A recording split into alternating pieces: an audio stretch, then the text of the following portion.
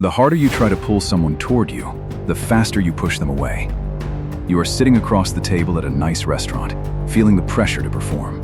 This is the third date, and you want to make sure she knows exactly how interested you are. When she speaks, you nod enthusiastically, agreeing with every single opinion she shares. You laugh a little too loudly at a joke that wasn't particularly funny.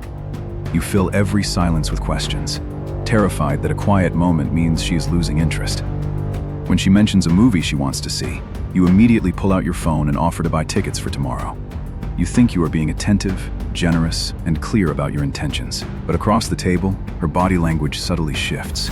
She leans back slightly, checking her watch under the guise of looking at a text.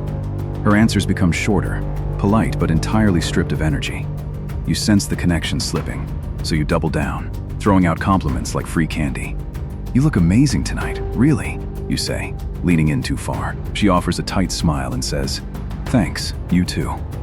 By the end of the night, you ask, "So, when can I see you again?" She gives you the classic, non-committal dodge. "I have a really busy week coming up. Let me text you."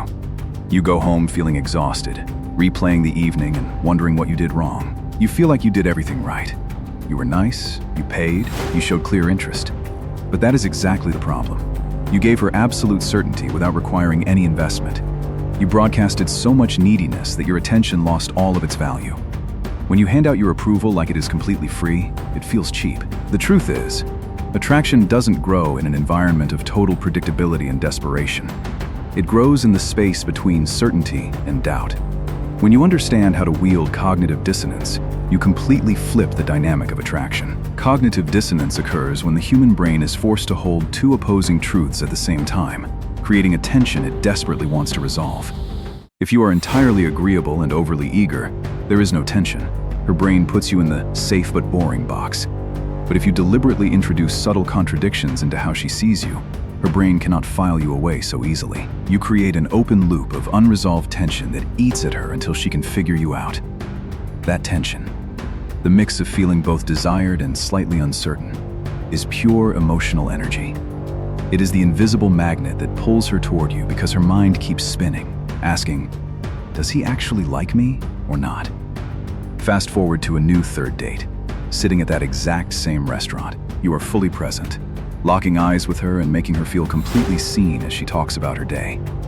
But when the conversation reaches a peak, instead of nodding eagerly, you lean back in your chair. You casually glance around the room for a split second, a tiny physical withdrawal that unsettles her. You smile warmly and drop a subtle challenge. "You are really fun to talk to, but I don't know if you could actually keep up with me for a whole weekend." It is a mix of high approval and a sudden drop of doubt. Her brain experiences cognitive dissonance. You just clashed "I like her" with "I am not fully sold yet." Instead of leaning away, she leans in, suddenly feeling the need to prove that she can keep up. When the check comes, you don't anxiously rush to plan the next encounter. Instead of saying, "Text me later," you casually use an embedded command wrapped in an observation. You say smoothly, "The funny thing about a vibe like this is it usually makes people imagine seeing each other again before the night is even over." You didn't beg for a text. You planted the idea of her wanting to see you, letting her subconscious do the work. Later, as she lingers near her car instead of immediately leaving, you don't pounce. You offer a clean exit. "I'm going to head out, but it was a great night."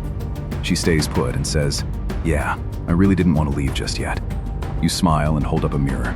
Look at you, choosing to stay out late. Now, her brain scrambles to justify her own action, and she concludes, "I stayed because I really like being around him." She didn't agree with your compliment? She agreed with her own rationalization, locking her investment into you. You walk away from the date feeling grounded, unbothered, and completely in your own power. You didn't have to perform, chase, or prove your worth for a single second. Her phone lights up your screen an hour later with a text she initiated, chasing the mystery you left behind. You can start building this invisible magnet immediately by altering how you handle agreement.